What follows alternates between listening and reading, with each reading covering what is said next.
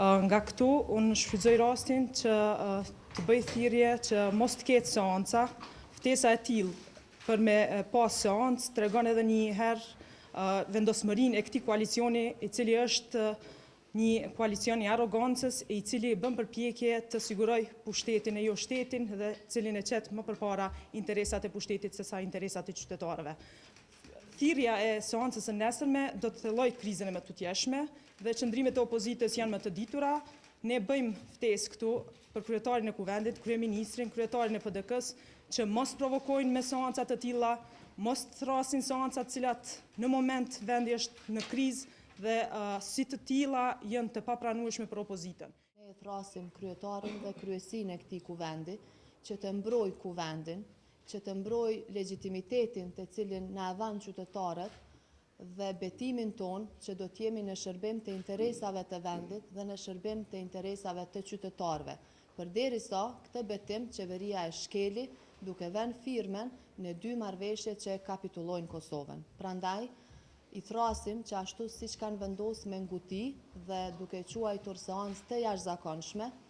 ta anulojnë të njëjtën dhe të fokusohen në 2 çështje të jashtëzakonshme dhe në 2 veprime që kërkojnë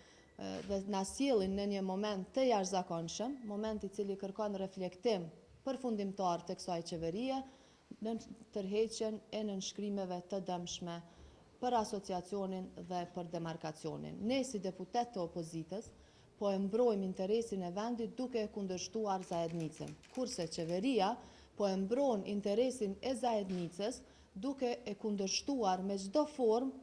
përpjekjen tonë që ta ndalim të njëjtën. Thirrja e seancës së nesërme është provokim me paramendim dhe me qëllim i situatës politike dhe përkeçësim i matutjeshëm i krizës në të cilën kemi hyrë. Ne i kemi treguar shumë qartë qeverisë të Kosovës, në këto kushte, mbajtja edhe një seancë tjetër e Kuvendit të Republikës Kosovës do të ishte për shkallëzim i situatës të cilën nuk e dëshiron askush. Aq më tepër që gjykata kushtetuese ka pezullu marrëveshjet deri në shqyrtimin e tyre. Atëherë më e pakta që do të bënte qeveria ishte edhe pezullimi i seancave të Kuvendit të Kosovës deri në një vendim të ardhshëm.